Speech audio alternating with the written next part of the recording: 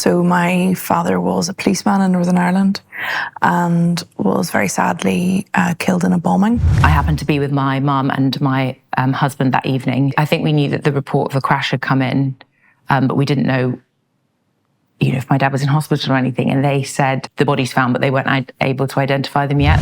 I had related my circumstances to who God was instead of who God was to my circumstances. If you don't deal with grief or trauma, you dull everything, so you also slightly dull your joy. It took me a really long time to want to do therapy, and I actually didn't think I needed to do it. And yet I couldn't access a lot of how I was feeling, or I couldn't articulate a lot of how I was feeling ever. The closest and most surrounded by his love was the literal moment that the coffin was going into the ground, and it was just like God giving a gigantic hug, and he's like, I am here. Welcome to the latest episode of the Magnify Conversations. If you're new to Magnify, firstly, welcome. It's great to have you. Magnify is a platform focused on empowering ambitious women of faith to thrive in every area of our lives. I don't know about you, but I sometimes find faith can be really challenging and difficult to speak about in today's world. And that's why we've created this podcast. The Magnify Conversations are all about bringing everyday, authentic women together to discuss faith, relationships, career, whatever's kind of important that we're speaking about at the moment. My name is Ruth, and I'm the founder and CEO of Magnify. And I'm Rachel, and I'll be the host of the Magnify Conversations. So if you like this episode, don't forget to share with a friend, and most importantly, subscribe to our channel. Thank you for joining us for the Magnify Conversations today as we talk about dealing with the loss of a father with our guests, Sara-Louise Martin and Samantha Crawford. Sara-Louise is the co-founder of Impact Central, the European director of Faith-Driven Entrepreneur, and a trustee for Fields of Life. Samantha is an opera and concert singer. She co-founded and directed at Creative Professionals Network Australia and mentors young artists. So let's get into this really important conversation. We thought it'd be good to start with a few quick fire questions, just to find out a bit more about you both. So first one is, what's your go-to meal to cook? A bit of salmon, some greens. I'm Irish, so I have to get some spuds in there. Probably something simple like that. Sounds delicious. Can't believe you basically stole my meal. It would be salmon with greens, and but I would add probably some crushed garlic and some chili. I just like everything a little bit hot, Flavoured. Yeah. We need that seasoning. What book, film, or series has impacted you the most? Oh, It's a big question. I've just read this amazing book by Brennan Manning called Abba's Child. That was recommended by this vicar recently, and that's had a really profound impact. I've just read it 3 times back to back. Wow. There's just so much gold in there that I was like, I need to really take this in. Yeah. Amazing. Sounds like a recommendation. Yeah, for sure. On the theme of books, I think I'd say Hold Me Tight by Dr. Sue Johnson. It was recommended by a therapist. It's really good, but it's not a read cover to cover. You need to just take a bit of time, read a chapter, sort of digest, think about things that are relevant to yourself. And mine's full of notes in the sidelines. And I will need to reread it again in 2 years and probably 2 years after that. But definitely one that keeps delivering on the gold. But not a nighttime sort of falling asleep bed. No, definitely not. Definitely not. No, they're great too, but it was Very self-reflective. Yeah, that's great. If you could have dinner with anyone in history, who would it be and why? I mean, given the theme, I would probably say my dad. Yeah. Yeah. Now that you've said that, I would definitely do anything to have another meal with my dad. That would be amazing. Well, our conversation today is going to be all around grief, and we're centering that on dealing with the loss of a father. Mm-hmm. And sadly, many, of our Magnify community have been through that too, whether it's a very close sibling or a parent. And of course, we know loss and grief is part of life, but sadly that comes to some of us sooner and way more tragic circumstances than we ever expect. But for us, this is super important to speak about because sadly, it's a lot of people's reality, and it can be a very complex and confusing, not just a complex and confusing time, but it can change the rest of our lives. So thank you so much for being here just to share both of your stories. And just starting with you, Sara-Louise, I'd love to know for you, why is this an important thing to talk about today? Yeah. It's been something that has really cast a long shadow over my life. My dad died when I was a baby, so a very long time ago. And yet I'm such a firm believer that God can work all things together for good. And also the journey that he's taken me on has not been particularly straightforward. And if that can encourage then one other person, then I would love that to be an encouragement to anyone else. Yeah, amazing.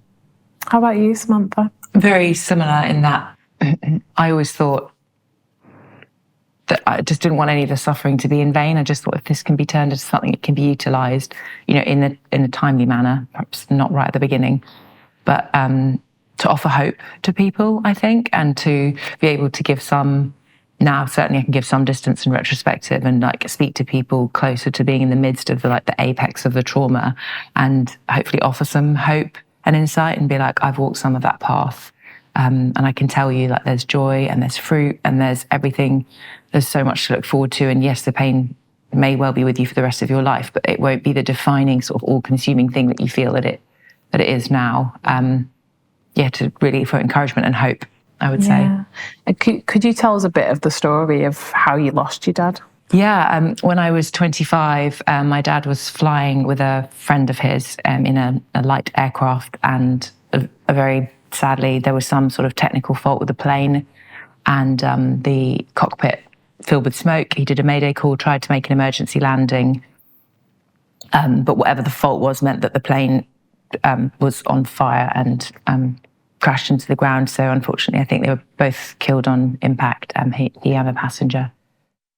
The process itself was both really traumatic and sort of sucked all the breath from my lungs, but also I felt very stilled and focused, like a weird grief and trauma is often quite sort of contradictory. So I felt very focused and I was really listening. The police came to the house, and I happened to be with my mum and my husband that evening. And I think we knew that the report of the crash had come in, but we didn't know, if my dad was in hospital or anything. And they said there had been bodies found, but they weren't able to identify them yet. So it was like this awful no man's land of waiting for there to be final identification, but obviously ultimately knowing that there was going to be death. And it was really traumatic, but I would say that an incredible thing, even from the get-go, with my faith sort of underpinning what I understand about death and feeling like it's not the end, but that he was safe and with Jesus now was I was able to give thanks and pray with my mum and husband right in that moment that I'd had a father that had been in my life for 25 years. And in the midst of that grief, there was comfort, there was confusion and chaos and pain, but there was always peace, underpinning knowing where he was, and comfort in being able to share my faith with my husband and my mum and my brother. We were able to pull together in that respect. So, yeah. How about you, Sara-Louise? Because I know you were a lot younger. Yeah. When you lost your dad. Could you just tell us a bit of the story, the circumstances surrounding that? Yeah. So my father was a policeman in Northern Ireland and was very sadly killed in a bombing in 1983. So I was a baby at the time and don't really have any memories of him at all, only really other people's memories of what he was like and, the interactions that him and I would have had together. Apparently we were really close, and I was very definitely a dad's girl. So it's very different in that when you grow up without a dad, you kind of imagine what it could have been like, and there's this massive gap and hole in the family, and just casting a long shadow of sadness, and it really impacted us all very differently, I think. My mum's amazing. She is a real strong woman of faith, and her immediate reaction was, to live free, I need to pursue the kind of path of forgiveness. And that was very much the path that she kind of took. And that just really gave opportunity for our family to keep moving forward and to not get stuck in the grief and the trauma of what had happened. And I had to figure that out for myself, obviously, as I grew up and as I developed and as my faith developed. And that's been a really, well, I'll talk more about that later, but that's been a really interesting and frustrating experience of faith in all of that. But I'd say that my mum's a bit of a legend, and the freedom that her forgiveness has given to my brother and I has allowed us just to live in a different way. And I've seen firsthand when people don't choose that approach and the impact that it has on their life. And I just very much think that, the story starts, and the way that the story starts doesn't have to be the way that your life is defined, that God can change the end of the story regardless of the beginning. And that's something that I've seen more and more as time's gone on. Yeah, because then in the circumstance of losing your dad, there was blame attached to that. Yeah. And so what was it like for you, presumably, because you were so young, going to school and like getting to see other kids with maybe like a mum and a dad, and like because I know you said your mum was like amazing, but also she would have been in her own way having to process losing her husband. For mum, having to look after two small children, like she was so focused on that, and she was really good at that. And we've both turned out relatively normal, my brother and I, for the most part. It's so funny because I didn't really think I don't have a dad. Somebody had to point out that I was from a single parent family. And I was like, but that's not like other single parent families. Like, it's only because this thing happened. And so we were really surrounded and really supported by, in those very early years, by this, my mum's kind of from a big extended family, and, the kind of Northern Irish community thing.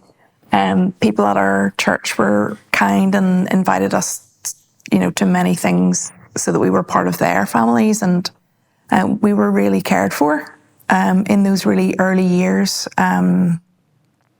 People were kind, and there were always people around, and my mum's like a real gift of hospitality, and so she was very much, it felt very much like we had an open house and people would come for dinner and Sunday lunch, and so there were always people around. And then I've got a really amazing, like my mum's brother and sister and my Auntie Marion, were really kind and have been consistently kind to us, always kind of looking out for us. So we've been really well cared for in that regard. Yeah. That's amazing. And Samantha, obviously you had, as you said before, you had the privilege of having 25 years with your dad, although I'm sure you wish it was way longer. Sure, but what was your relationship with him like? Because it was really good. So we were close. I was daddy's girl too. A man of strong faith, quite humble, hardworking, good work ethic, good counsellor, not sort of very inflammatory, and lots of strong opinions, quite considered, which I think is a good counterbalance to my mum, because she is very vivacious and very lively, and so I think I'm quite blended because I work on the stage, so it couldn't have gone nowhere. But a really good relationship with some awkward teenage years where the pulling away and the testing of boundaries. And I would say by my late teens and early 20s, we were very close again, and we'd begun to move into that adult friendship zone. That is a lovely transition if parents get to have it with their children. Especially being married in my early 20s, we then had it where also I was married, and mum and dad got to be part of our lives, and was really special. Very active as well, taught me to do lots of physical things, and I think just tried to give a sense of confidence and autonomy and independence, and encourage me to go forward in those things. And encouraged me to do the career that I do. He just said, if you've got the chance to be paid for something you love to do, then apply yourself to that. And if you show the willing, then we'll step up and support you as well. So left a massive gaping hole when he died, and particularly in terms of the friendship, because it was such like gold after I grew up close, then had those teenage years, and then was sort of, in this other season, and it was so amazing just to be friends and go on holiday or just chat and just, I really feel that sense of that lost counsel, that lost shared wisdom that, you talk about too. It doesn't change even though my dad was there. And I feel like sometimes I used to think before my dad had died that people said, I think about them every day, as a kind of comforting saying. And then when it happened to me, I was like, oh, that's real. Like, I didn't think I would every single day think something, but there's just always a way so intricately interwoven into my life that there's always a passing moment, whether it's to do with parenting of my own children or a joke or something I'm looking at. There's just, which I actually take comfort in. It is painful to acknowledge that they're not there anymore, but I'm also happy because it's a good thing for me to remember my good father and what a gift it was to. I would say that I probably think about something about my dad every day, like something, and that's weird because I didn't ever know him, but something, yeah. And with your career at that time, where were you up to? I had just begun my postgraduate studies at the Guildhall School of Music and Drama, so I definitely knew that I was on the track to wanting to be a professional classical musician and an opera singer. But I was considering wanting to go to Juilliard in New York, and my husband and I had been discussing that, but we kind of canned that. We just didn't feel necessary to put like the ocean between me and my mum and my brother, and we became a very, we drew together in those early years, and we spent a lot of time together and tried to be there for each other on the birthdays. And that particular first year, I think for people who go through any grief, but particularly traumatic grief, you really sort of, that ripping away sense of them really not being there. It's hard. Your brain can sort of only drip feed in that they're gone at a certain pace, I think, of what you can cope with. About 3 weeks after he died, because I spoke quite regularly with him on the phone and shared my life with him a lot, I was like, okay, well, we've reached the natural cutoff point by which I wouldn't have spoken to you. And I just couldn't believe, I was just like waiting to pick up the phone and have the next conversation. I was like, well, that was an insane 3 weeks, but I'll just chat to Dad about it now. And I didn't, just realizing I'd already had like the last earthly conversation. And so, yeah, to take it back to career, it was kind of subtle. So at work, I had no expectation of seeing my dad there, which was really helpful because you can't compartmentalize, but as much as possible, I tried to sort of become my professional self. I wasn't expecting to see him in the rehearsal room or at the theatre. It would come with opening nights and things like that. Those were hard, but that was sort of freeing. I just tried to leave my grief at the door for that moment, give myself fully to something that was life-giving. And I also knew he loved that and would be proud of me. And so I wanted to go into it, and it wasn't lost on me that I was getting to do something that I loved. So I pressed into that. And then, often on the journey home, actually back to our flat in London, I would find that quite a hard time. And I would have to put in, this is just my own way of coping, but I would put in an audio something because I just needed to have a voice in my head. I didn't want it to be silent. I wanted to just feel that. I wasn't ready to let there be any kind of true coming to terms with it for a little while. And occasionally when I was performing, I would feel like a sense of, it was sort of very subtle, but unexplainable anxiety and like tightening in my body. And I think it was just the stress and the trauma of it manifesting. At the time, I just thought I'm just working through like the usual stage nerves and this sort of thing. But looking back, I think, no, my body was just in the throes of trying to deal with that. And I tried very hard then professionally to create spaces where I knew I could then give in to the grief, because if I needed to deliver and do something professionally, I thought, well, then I'm going to watch a film, and it could be actually about something fairly happy, but if there's a single like soundtrack to it or moment even with a dog, like something sad happening, I'd be like, bleh. But it was helpful. I just thought like the tears are there, they've reached saturation point, they've got to come out. I'm not going to push them away because I don't want them bubbling up at another time. I think like you mentioned, I think you should press into all the feelings that you have. You should acknowledge them. Your body is trying to tell you something. That is part of the healing process, is to go into them, not to run away from them. I think just what you said about having to have noise and not wanting silence for so long, I used busyness as a distraction because I just didn't want to like think about it all the time, but actually that cycle was the worst possible thing that I could have done, because the cycle didn't break. I just kept being busy and not actually getting into dealing with what was really going on internally. And as soon as I started to do that, then it's kind of shifted a bit. I mean, I'm still busy, but it's different. I used to kind of, if I had a free evening, I would be like, I don't like this. I don't want to be alone with my thoughts. I don't want to, people would be like, just relax. I don't know how to do that. Or I didn't know how to do that.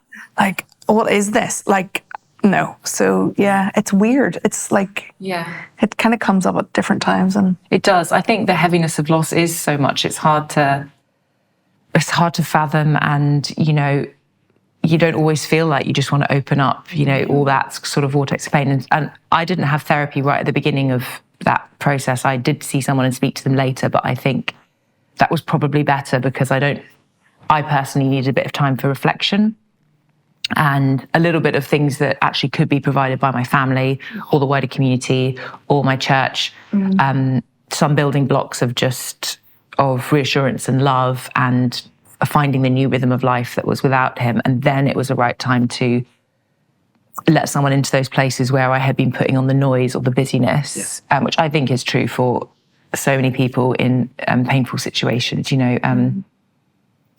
And that was a better way for me, because then I allowed them. And also it sort of gave a time when I knew I was going to go to that, I could sort of emotionally prepare myself for it a little bit. I found the conversations good, but like quite draining. I often felt pretty empty afterwards. And so it was better knowing, for me personally, it's better to know that I could schedule them and engage with that and have some quality input. And then I'd spend a week sort of thinking about it and going over some notes I'd made. Because I don't think that just time is a healer. I think active pursuit of the healing process is a healer. it took me a really long time to want to do therapy, and I actually didn't think I needed to do it, and yet I couldn't access a lot of how I was feeling, or I couldn't articulate a lot of how I was feeling ever, and I just felt like jumbled on the inside and frustrated. And I've done it a couple of different times. One of the I think the most profound things that has happened linked to my dad was his murder was reinvestigated whenever I turned 30. And that's whenever I properly did therapy. And that was so brutally painful. I think partly maybe because I was in London and my family were in Northern Ireland at the time when the whole thing was going on. And it impacted me really a lot. I took some time out of work, a couple of months, I think, because it was just at that point that everything like really came to the surface, and I started to really figure some stuff out, or actually go through the process of understanding it at a much deeper level. And it took a lot out of me, and I think I just had suppressed things for so long. And then it's like, when you open that can of worms, sometimes it's really hard to like put the lid back on. And so that was a really intensive time where I did that. And then maybe my mid-30s again, and then probably my late 30s.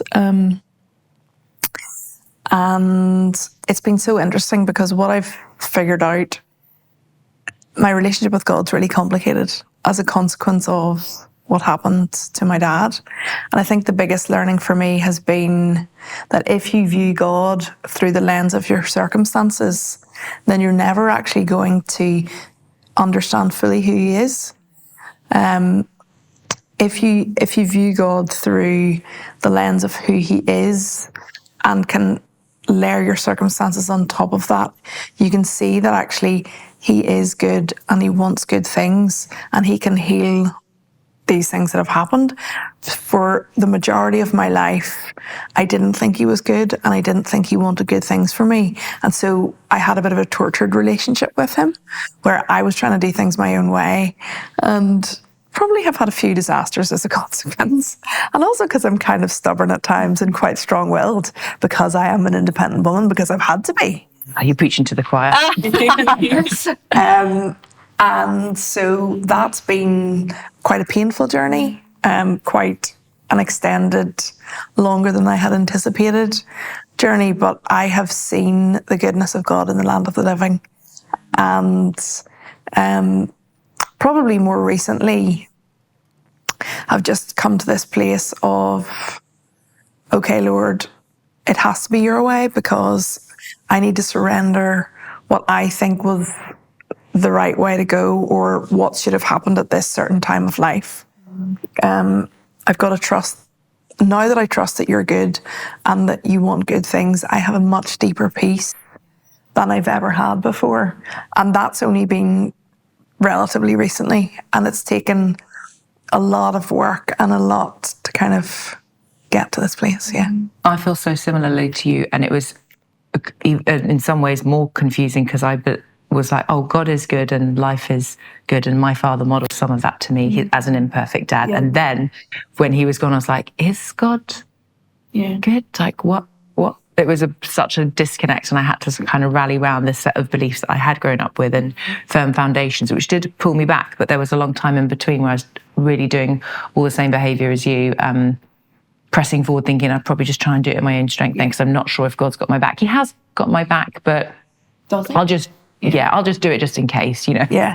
And I think as well, one of the, a few of the big things that have really impacted me as a woman, not having a dad, is all the things around kind of self-belief and self-worth and identity. Like, my mum was amazing. Like, she's really affirming and really loving and all those things. But I think there are certain things that a dad can help to ground you in.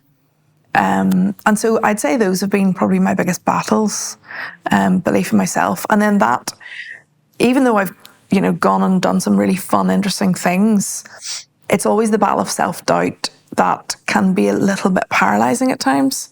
And I suppose as I've grown more in my trust of God is good and he wants good things for me, and again, that's been relatively recent, I feel more confident to step into things that I feel like God's kind of nudged me to. Whereas before, I would have been like, oh yeah, this will be fine, I'll do it, it'll be great. And not even, I would have prayed about things, of course, but I wouldn't have had the assurance that God's definitely in this for me. And now that I do, now I kind of do a bit more. I think in some of that time when I was really busy and making sound fill the gap, part of the other side of that coin is that God's voice got crowded out. It wasn't like I didn't want to make space for him, and he was part of my life, and I remained at church and in my community. I didn't lose my faith over it, but honestly, that some of the fruit from the journey of healing and seeking professional help and growing up and allowing myself to be ministered to in those ways has meant now his voice is there. And also I trust it more. I'm prepared to hear it and think, you are a good God. I've seen, like you, that there is joy in the morning, there is fruit. And I think that as I have tried to drown or accidentally drown God's voice out, he's put me in wilderness times. And I've been like, again, why am I here again? But actually, those have been the times that I've needed that stripping back and that pruning. And it's so painful when you feel like you've done it already before and several times, but yet it's so precious. And I'm really thankful. I'm really thankful for those times, because I think it's all about layers. There are layers to our healing and layers to building wholeness and what that looks like. So, it sounds like we've had a similar journey in that we've pursued that for ourselves and actively gone after healing. And I think that's a smart way to go. There is resistance there because it's not always straightforward, and it can actually be excruciatingly painful. But Jesus died so that we can live life and live life to the full. And I want that. I want that for myself. I want that for other people as well. And the work of it sometimes can put us off because it's like, oh, flip, I've been through so much already. Everything feels like I'm walking through treacle. It's been a fight to get here. I don't have the energy. I can't be bothered to keep going. Like, I'm done. And I've felt like that so many times. But then this like gentle whisper to be like, just trust me. Just one more step. Just, we'll do it together. And I'm seeing now prayers that I prayed a decade ago. I'm living them. And I never would have imagined that. And I think one area that's been tricky and confusing for me in this whole space has been, well, because of what happened to my dad, then it definitely means that God's got an awesome husband for me. Like, legit, that's so going to happen. And that hasn't happened yet. And I trust that it will at some point. It would be nice if that was sooner rather than later, of course. But that's been a real area of disappointment and a real area of frustration and a real area of, I've done it the way you've told me to. I've kept the rules. I've tried to be faithful, but actually that's part of the journey too.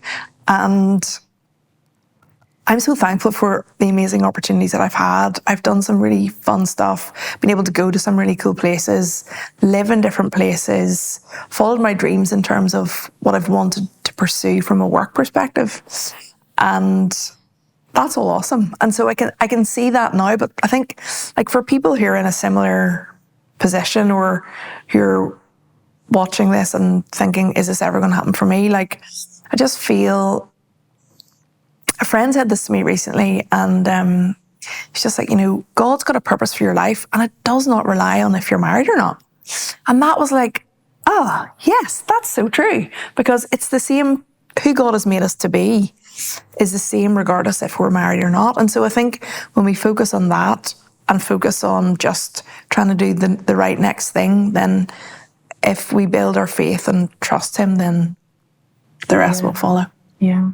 I wanted to come back to something you said before, because I know, obviously, because your dad was murdered when you were so young. Yeah. And when his murder was reinvestigated, like you were around age 30, that seemed like a really pivotal time for you. Yeah. What do you think had prevented you up to that point from, as you say, opening a can of worms? Do you think it's because you'd had such an amazing mom and like family around you and so much support that you'd almost, clearly not having a father, you said, it so impacted your self-esteem and everything. It's clearly left a gaping hole. Yeah. But what do you think had prevented you from kind of opening up the can till that point? I think because I've been fairly competent and been able to go and do things and been really outgoing and gregarious and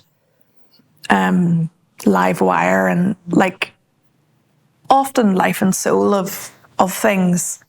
I kind of felt like I didn't really need it. And yet I didn't really know what I didn't know. And I've always been hugely interested in people and psychology and how things work. And my friends would always joke that my bookshelves were like just full of like that book that you mentioned earlier. Oh, Hold Me Tight. Hold Me Tight, like that, and like The Body Keeps a Score, and like all these kind of really deep, not trauma-related books. And so I felt like I'd done quite a lot of reading around the topic and had good people in my life that I could talk to about certain things if things came up. I think possibly maybe cost put me off a bit. And I just was like, is it actually going to work? I think people go into a therapy thing thinking, okay, cool, 6 sessions, done. Well, actually, it turns out that 6 sessions, you're not even scratching the surface. And it's got to be a longer term thing. So I think probably also I just didn't want to. I didn't want to be a mess. I didn't want to be that vulnerable. Be too vulnerable. I felt like it spent so much of my strength keeping everything together. And it doesn't fit with your perception of yourself as like a capable, strong totally woman some of the time. And I just was like, I was terrified and still am terrified of getting stuck there. So I don't know if you are familiar with the Enneagram, but I would be like an Enneagram 7. So, or on Myers-Briggs, like the campaigner, like love the fun, love like making plans and Enneagram 7 sometimes are a bit avoidant when it comes to pain and getting stuck in like something that's uncomfortable or not fun. And that is like not fun. And so I think probably just hadn't realized until much later that it was just slightly emotional avoidant behavior, that I just didn't want to go there. And that's natural too, because you spend so much of your time like trying to just keep going and keep moving forward. And that's what keeps you having to pause and sit with things. Is you can kind of get grief fatigue as well. Yeah. Like sometimes you're like just I'm done with this, which isn't obviously possible. You can't compartmentalize your life, but I just don't want to keep talking about this same thing forever. And you're also making an active choice to live not being defined by the worst thing that's happened to you. Yeah. Yes, it's happened. I acknowledge that. Of course, it's shaped who I am. Yeah. But is it life affirming? Is it going to help me live today better, be a better parent, better colleague? You know, sometimes you just think, just away a little bit. But for a time, for you though, Samantha, it seemed like an element of that compartmentalization helped you when you were in survival mode in the early days. Was there a point for you where it was like, okay, now I really need to, you're saying about that you'd go home and listen, you'd need some kind of music, some kind of escapism.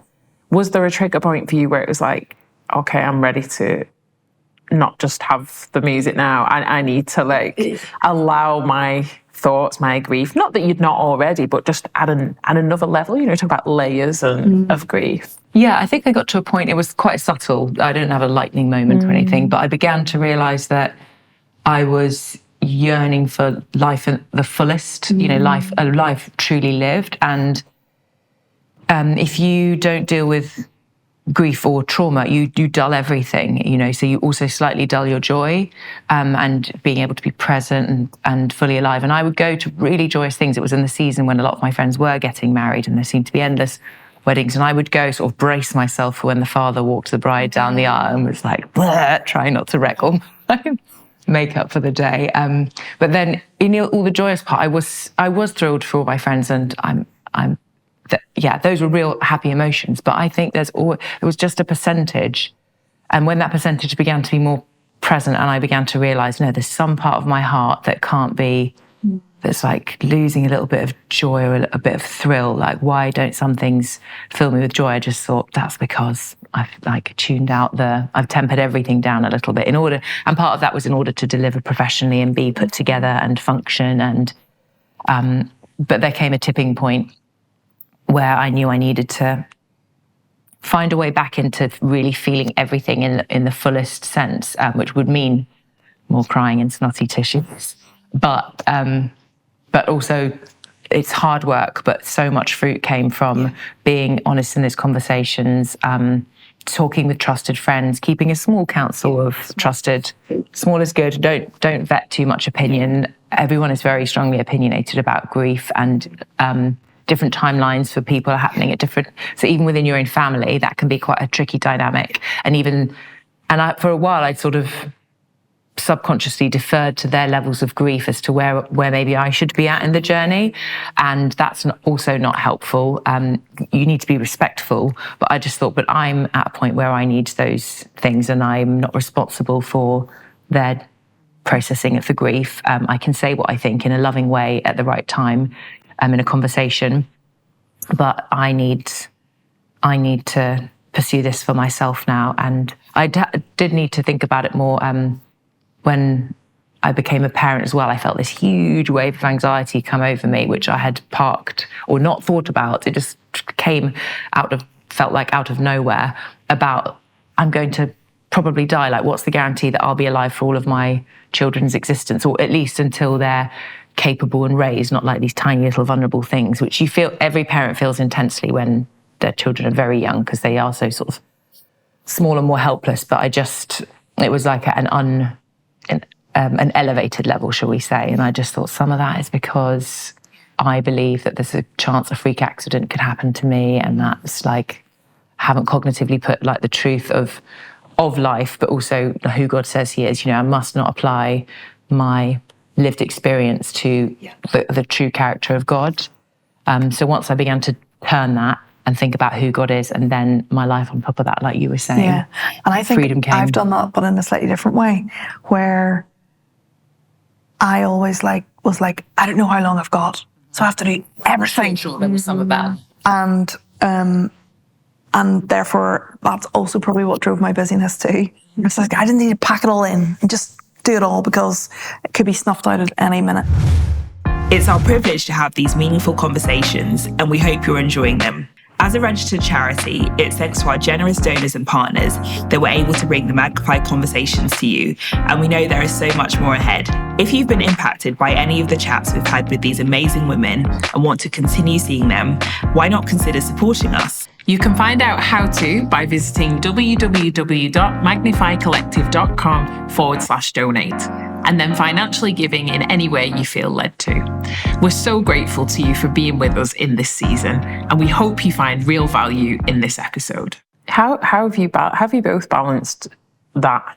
So rather than being driven by the fear of I might not have long left, versus the reality of that as well. We don't know how long we've got left, so there is a sense of take advantage of the moment. I'm going to do this. I would have been frightened. I would have put this off for 10 years. But how do you balance kind of the fear and the opportunity after what you've been through as well? I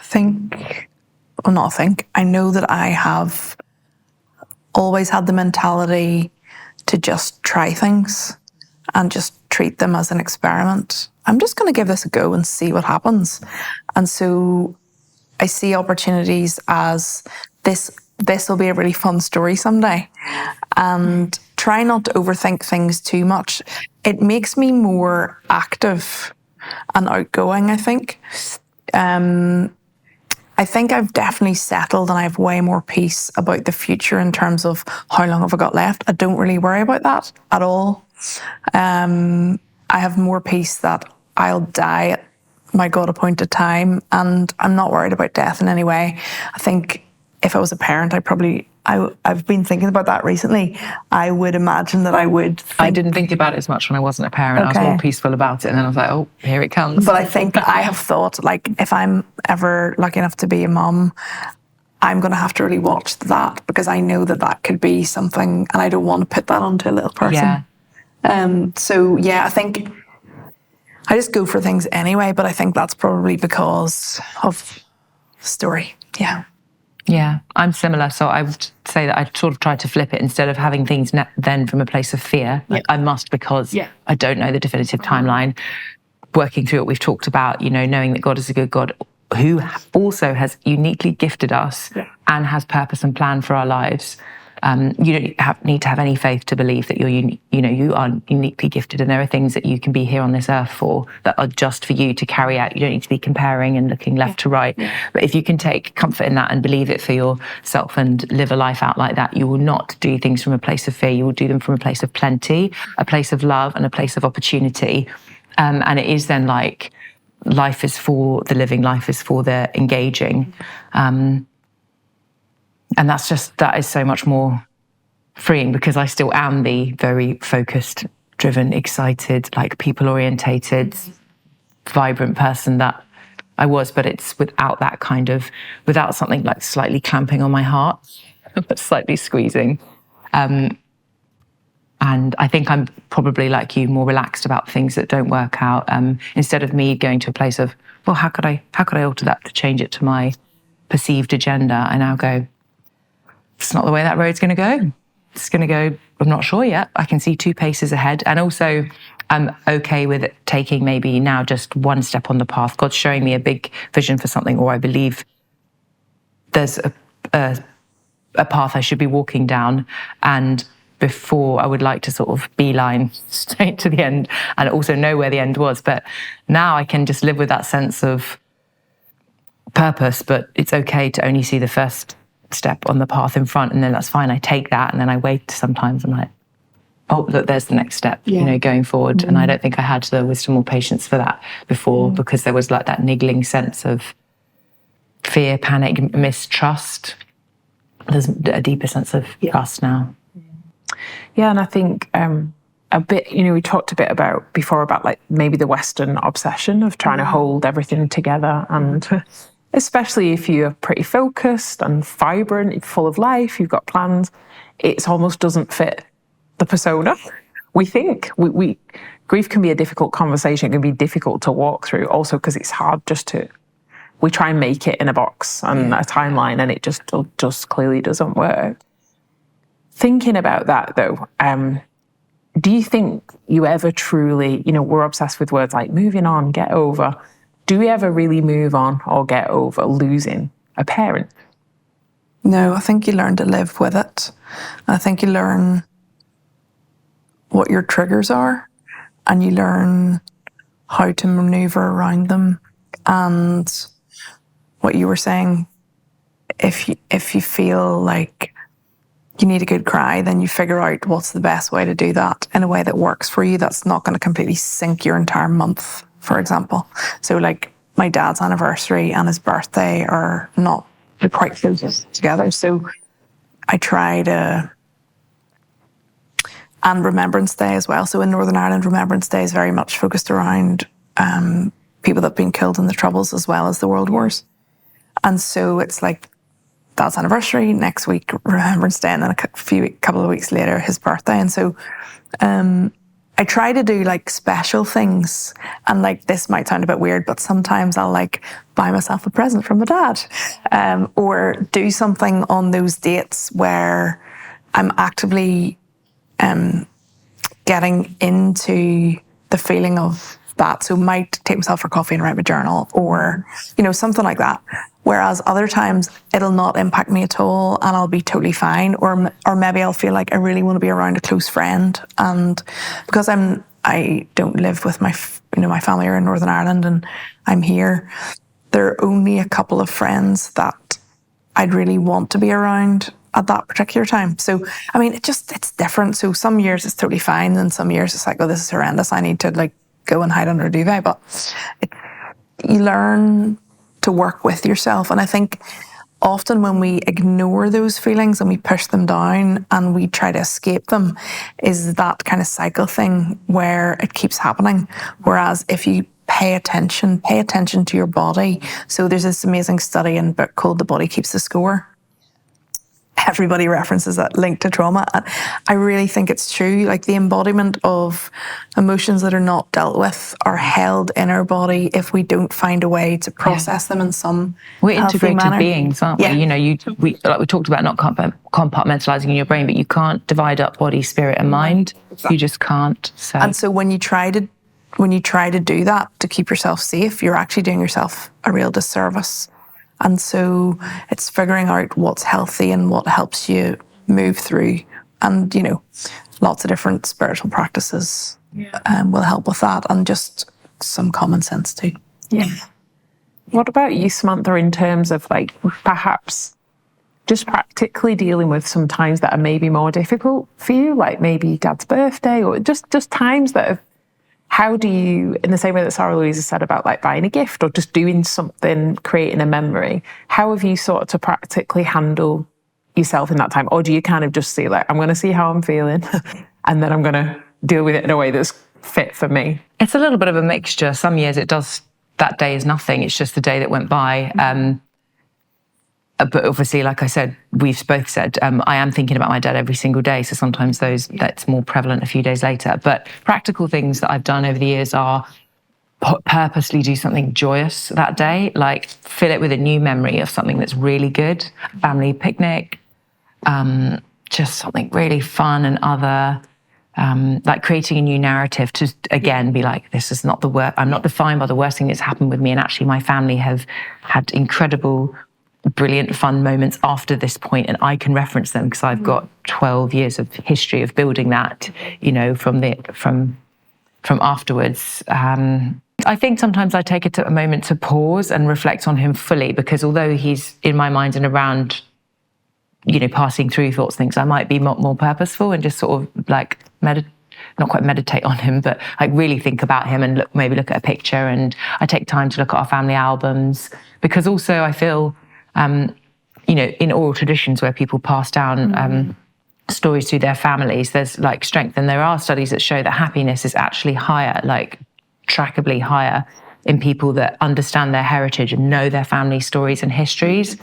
Yeah, rooted. And so there's real value in that. And I have 2 daughters with my husband, and we talk about who my dad is, and he has his photos, and we call him by his name to differentiate from his other grandpa. And we tell these stories, and that's comforting as well, because I'm building the legacy of who he is and the narrative into a new generation that will never meet him. So I do it in quite a few ways. Sometimes it's not that pressing. Sometimes I acknowledge it. Sometimes I purposefully seek a place to just sit with it. And sometimes I speak to an old friend that knew him, because I would say there is a difference. Well, sorry, your friends probably didn't know him, but the older ones that knew him as an adult. Yeah. But there's solace, a different type of solace in sitting with that friend that knew him too, because everyone after that, the last 13 years that's come into my life, which is quite a lot of people now, I'm only telling them of my memories. It's not a shared and not a shared experience. So yeah, those are some of the ways for me. And to go back to your other question about can you ever be over it, or I totally agree with you that you just find a way that it lives with you. Though I don't think those phrases are particularly helpful, because for people who haven't gone through grief, they're definitely thinking of a different timeline, because they do experience it like a friend of a friend or someone in the family, and they come to the funeral and are around you and support you, maybe make meals and part of that wider community. But obviously for them, like we've experienced loss of other people in our lives who aren't our fathers, it becomes lesser much more quickly. And I think you really need to be kind to yourself and not worry that other people's narrative is, oh yeah, but that was 2 years ago. Like, well, why are you still talking about it? I'm like, oh, because it's still a pretty big deal to me. And it's taught me to be gracious, because I did have a reaction of anger quite for a while at the beginning.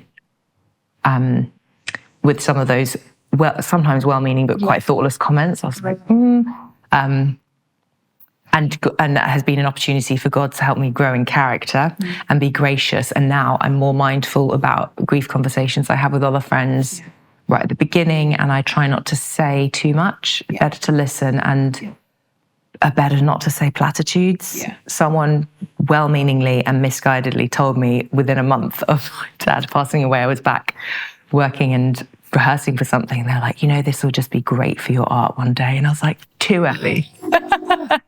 But it's not, I didn't flip out at them or anything, but I just thought, but that's how people sometimes don't know what to do with your grief. It's not comfortable for them. It's not comfortable for them.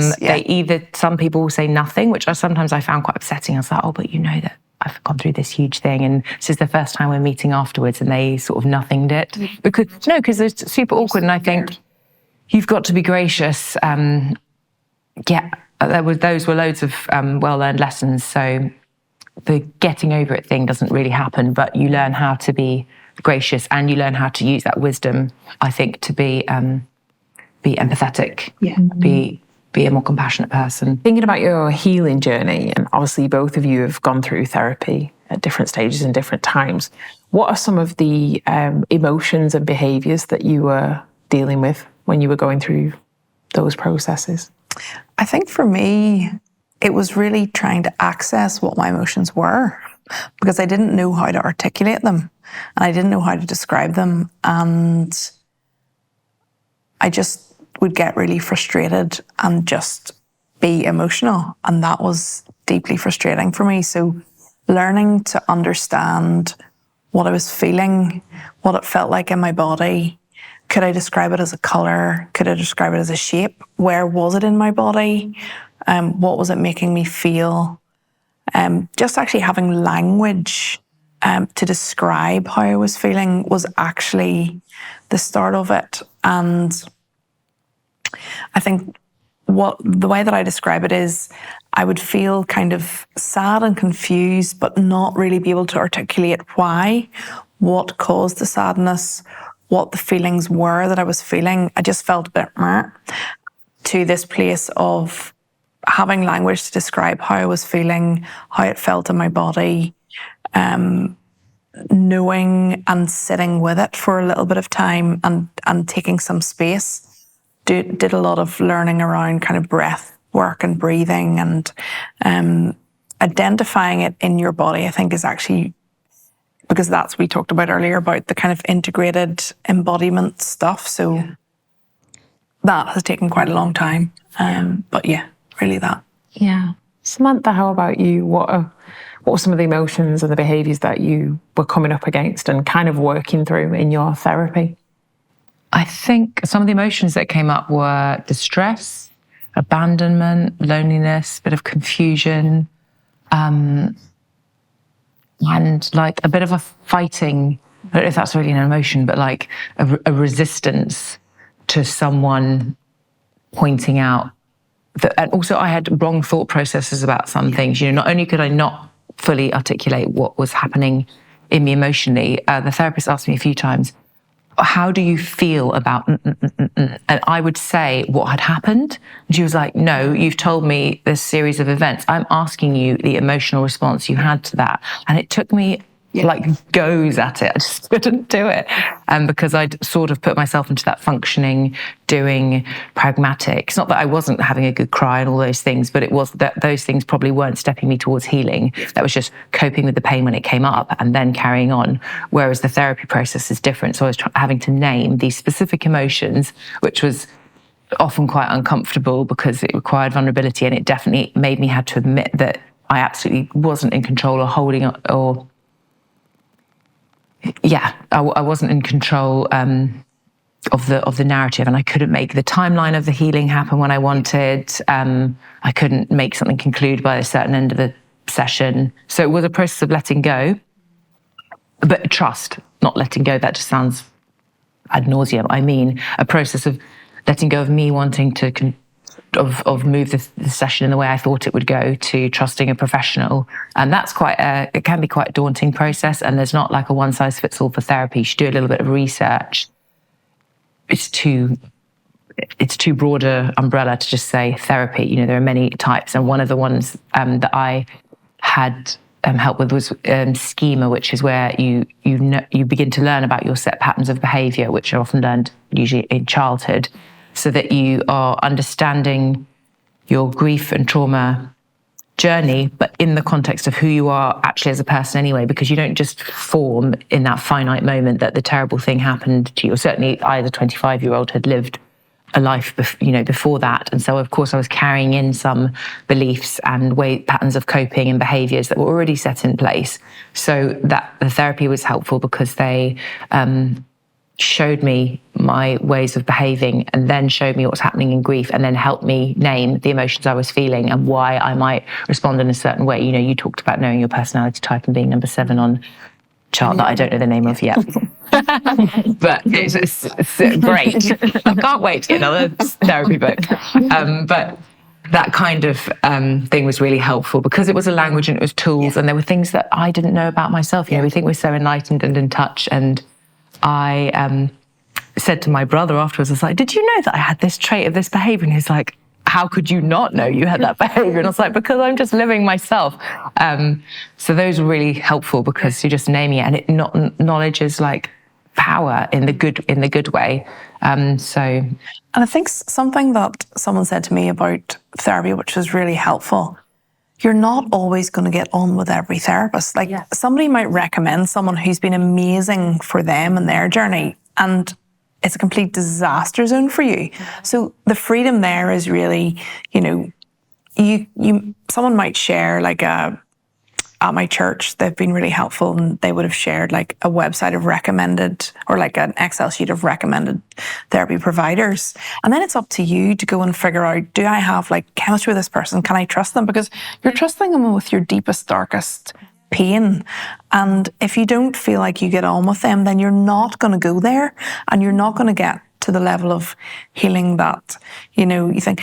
And with that, so I did like therapy, not necessarily with a Christian therapist. I think my therapist was a Christian a couple of different times, but always go for the person that is the professional at that particular thing. So you talked about schema. I did psychodynamic psychotherapy because that's very much linked to very early childhood your development, your kind of attachment style, all that kind of things. Go for the expert. And then I kind of topped it up with like doing like a sozo. So I don't know if you know what sozo is, but that's a really deep inner healing journey where you're kind of, it's very deep prayer ministry. It came originally from Bethel in California. And I just found, doing the professional stuff amazingly helpful. And yes, maybe you brought some of your relationship with God into that, but actually then in a slightly different setting, knowing all that you've learned and all that's come up, then I always wanted to try and do okay, so let's get to the nuts and bolts of how's this impacting my soul and how do I make sure that what I've learned over here is fully integrated in this way. So I would recommend trying to do both of those things together. Yeah. I think of yourself holistically. Yes. Yeah, absolutely. Exactly. Yeah, and finding what works for you as well. So important. I think we said right at the start that sometimes believing in an all-powerful, miracle-working God, it actually can complicate things when it comes to grief. And one of the, I guess, the personifications of God in the Bible is God the Father. That's how we refer to him. Starting with you, Sara-Louise, what has that been like for you in your darkest moments? Really complicated. That's been the hardest part of my faith journey. I could always cope with thinking of Jesus as like a big brother. Like a big brother wants the best for you and has your back and is fun and there's life there. Holy Spirit, I imagine, is like this cartwheeling ball of energy that brings the bang into the spiritual sense. And then God the Father, I actually did a sozo not that long ago and was asked if I had an image of what Jesus, God, and the Holy Spirit looked like. And for me, the Holy Spirit was like this cartwheeling, fun life. Jesus was like a big brother. And my image of God was like Darth Vader. And I was like, that is dark. Like, what? And as I said earlier, I had related my circumstances to who God was instead of who God was to my circumstances.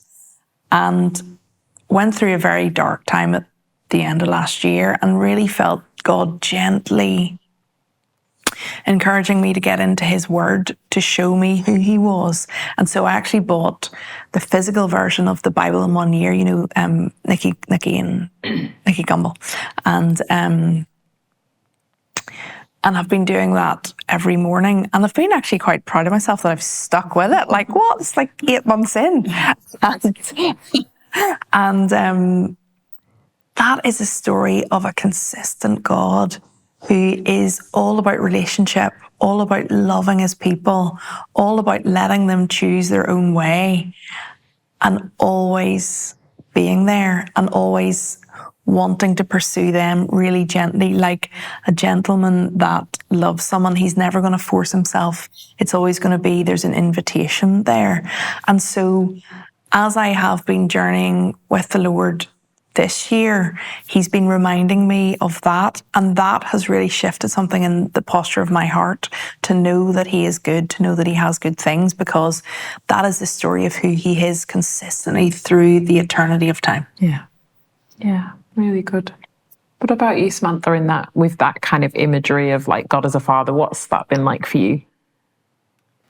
I think I sort of alluded to it before, but it's like almost a tale of two halves. It was growing up feeling that and having a manifest version of it through my imperfect but loving earthly father, so less complicated until after Dad died. It was definitely a time of questioning of like, do fathers stay there? I mean, Jesus said he's with me always, and I really, there's like that tension of I really want to believe it. It's the foundation of like my upbringing, and I've seen God's goodness in those 25 years. I can testify to that. And now you've like ripped the carpet from under my feet, and I'm feeling truly heartbroken in the proper sense. Like part of my heart is broken. Are you are you going to be tender enough to like, you know, put it together? Can you hold that? And complex back and forth. There were times afterwards in the sort of 10 years after my dad passed away that I was prepared to let God come in and talk to me gently, and I believed it. And then I would sometimes just sort of slam my foot on the accelerator and be like, well, we're going this way then, vroom. And it would be, I would have drowned out God's voice in how fast I was driving the metaphorical car. And sometimes he wanted to speak to an area, I'd be like weeping in church, like going through something. And actually he was so gentle then. He would like whisper to me and I would be so assured of his love. And actually one of the times I felt the closest and most surrounded by his love was the literal moment that the coffin was going into the ground. And it was just like God giving a gigantic hug. And he's like, I am here. This is the worst day of your life so far, but I am here. I am not a withdrawn God, and I will meet you in the most crushing part of your pain and your trauma, and I also won't change. And I think I had to just let my own character change and take time and a bit be kind to myself. And also, sometimes when I was too weak to pursue any sort of real active faith engagement for myself, I didn't stop believing God, but I was like, I'm a bit of a passenger in my prayer and spiritual life. You know, I'm just going to let it be around me, but I don't feel I can kind of chase God's goodness down right now. There was an amazing community of people around me that stood with me and prayed with me, and probably plenty that I didn't know about too, like other family friends that probably just diligently and lovingly prayed and tried to support me through that time. So I think learning some kindness for myself and letting God back in the times when I felt I could. And he has been always there and always consistent, always loving, always gentle, but also does ask. You know, sometimes my answer was just going to be no. So even though he was asking for me to share something or sit with that pain, I couldn't go there. So, and I think as well with that, it's really important to be honest about the anger side of grief. And sometimes maybe as Christians, we feel like we shouldn't be angry. And if that anger and frustration doesn't have anywhere to go, it stays in our body and it comes out sideways in other ways, and it will impact our relationships. It'll impact our relationships with ourselves, with people that are around us, and with our relationship with God. And I think what I've been learning is God just wants to be invited into those emotions and those deep parts of us, and we can bring that to him. And so just really simply and practically, if I'm feeling frustrated, I'll just be like, God, I'm so angry about this, or I'm so frustrated about this bit, and why has this had to happen in this way? And I know, and declaring who he is. I know that you are the God of yesterday, today, and forever. You're the God of Abraham, Isaac, and Jacob. You've done it for them. You'll do it for me. Declaring biblical truths, but also just being really honest with where you're at. And then just developing practices of gratitude as well. But I think it's really important to be real about the fact that there's deep frustration and anger and disappointment in these big, heavy emotions, and that they should be expressed in a safe way. Yeah, I totally agree. I also think that some of the reason I was feeling anger also is because other people's healing journeys weren't happening when I would wish they were, which could sometimes have an impact on your own healing journey. And you're desperately trying to do everything you can to make good decisions, and then the therapist or wise counselor is helping you, and then you're just so willing that for other people that you love in their life. But actually, you can only ever lead a horse to water. You cannot make it drink. And so part of that anger, I think, is really important to express. Go to the Psalms. If you don't know how to articulate it for yourself, read a Psalm. David's often raging at God and then declares truths and things, but just give that over and don't give up hope. Keep praying for them. Every time I felt like anger begin to well up inside me, and I could tell when it was happening, because I would not give the benefit of the doubt when a comment was made or they were chatting to me about something. I would go to a negative outcome straight away in my head before I'd really even heard them out. And someone said, well, do you pray for them? Do you twist it on its head? Do you try and put yourself in, those circumstances. So I've put some of that in place. So it's way better. And also just release, again, letting go of more of that control. Like, I don't control the narrative on other people's healing journeys. I can put safe boundaries, helpful things in place. But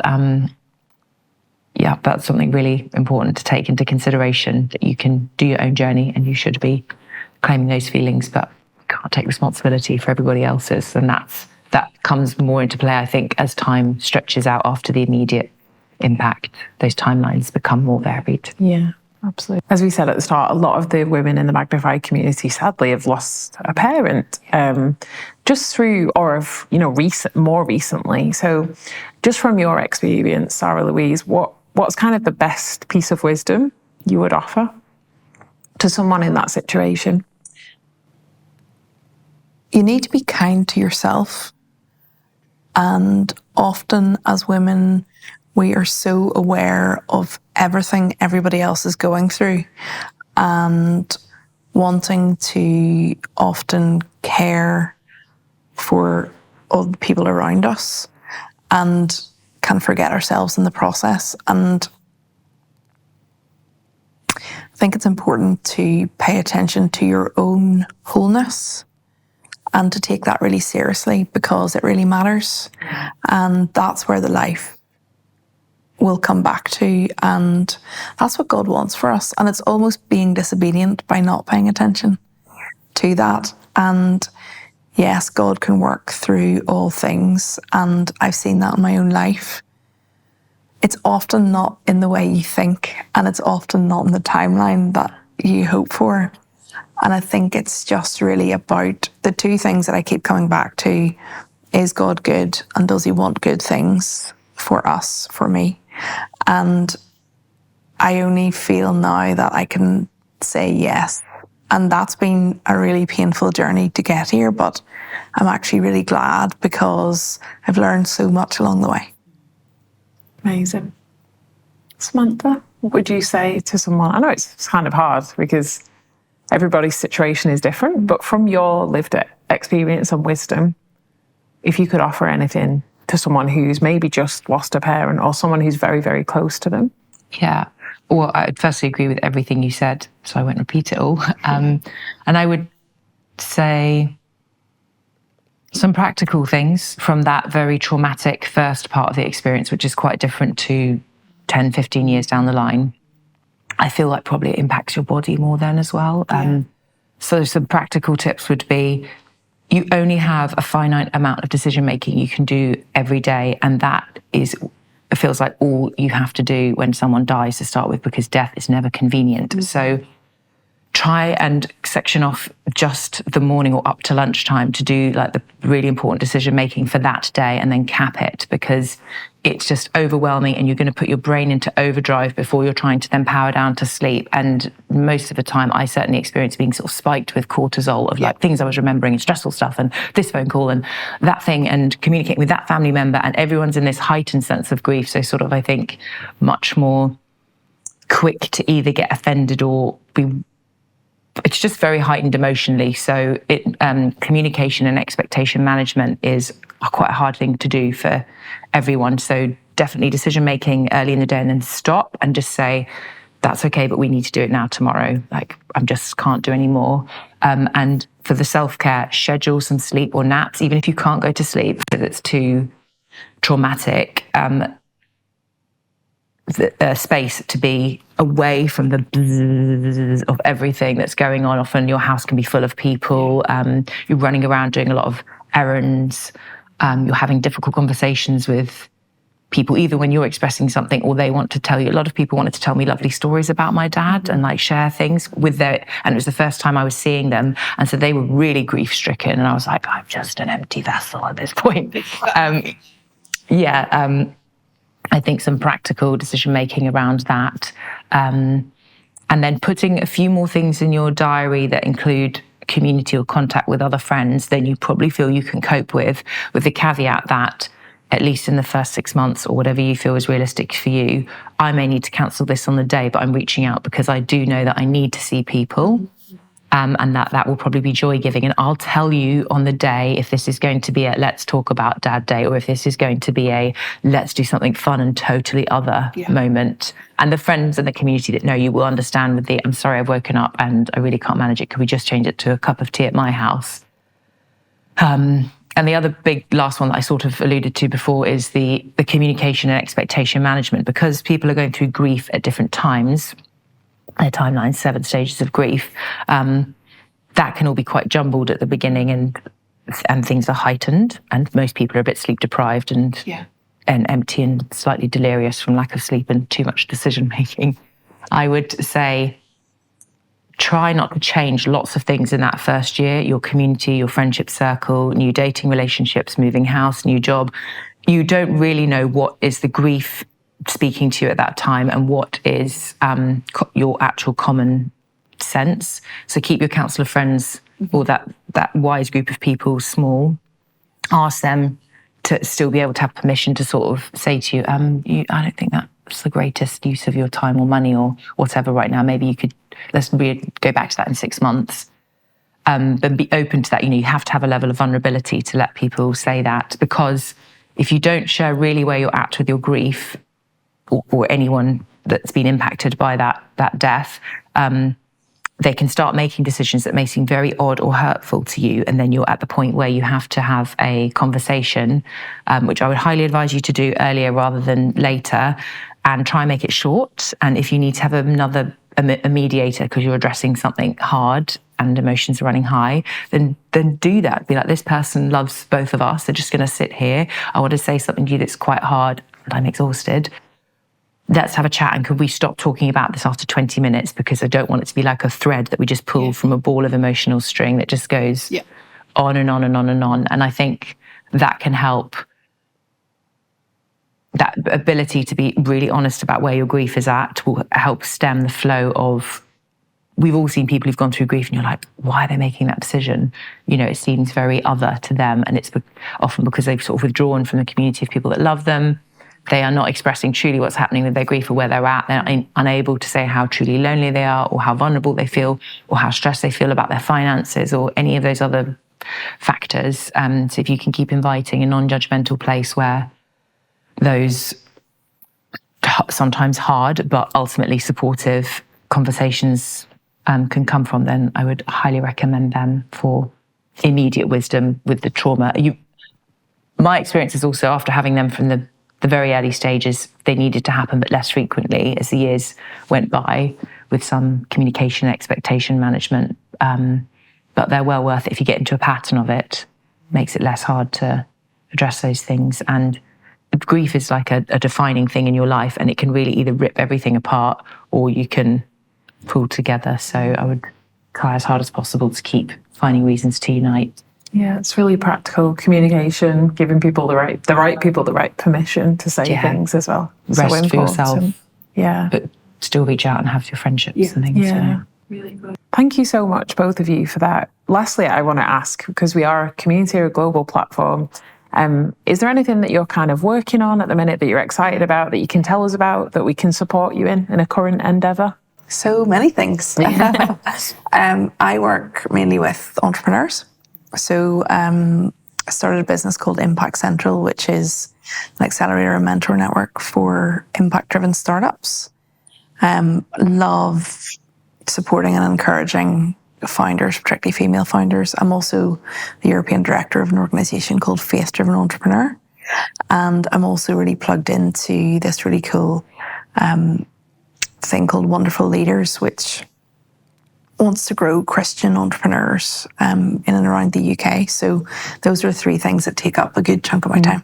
Amazing. Samantha, how about you?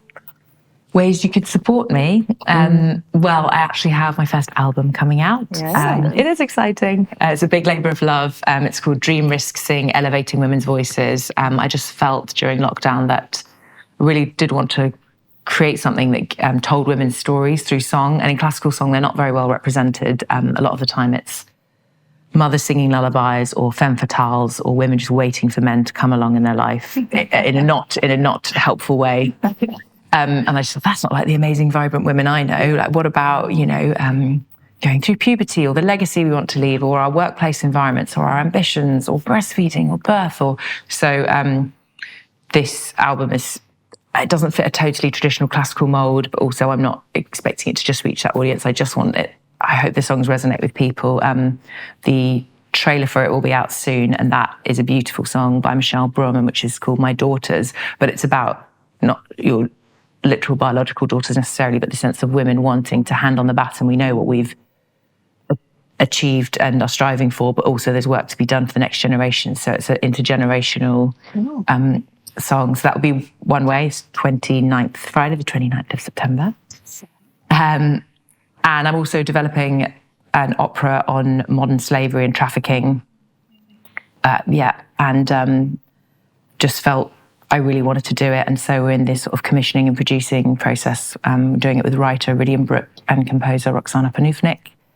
And if you want to follow me online for that journey, then obviously that's a way you can support at the moment. And as and when the performances come, then I'll let you know about those too. So good. And just thank you so much for your vulnerability, your wisdom, everything that you've been through, and just the way that you've been so willing to share with us today has been really powerful. So thank you so much. Thank you. Thank you. It's been an honour to see Magnify grow to where we are today. If you've loved this conversation and want more from Magnify, why not check out our print magazine? Across the 10 editions, we've had the privilege of featuring a multiple of changemakers and pioneers such as Suzanne Hendricks, Jerry Lorenzo, Joe Malone, and many more. The magazine is a beautiful physical product that makes the perfect coffee table companion to complement your space. And even more than the look, it creates the perfect excuse to take some time to read a collection of timeless features that will enrich your life whatever stage you're at. Head to magnifycollective.com/shop to purchase your copy now. The Magnify Conversations mean so much to us as a team. It really impacts us every day and encourages us so much when we see your comments, your DMs, and to know that these conversations are truly making an impact in the best times of your life, but also challenging, is such an honour. We hope you've enjoyed today, and we can't wait to see you next Monday.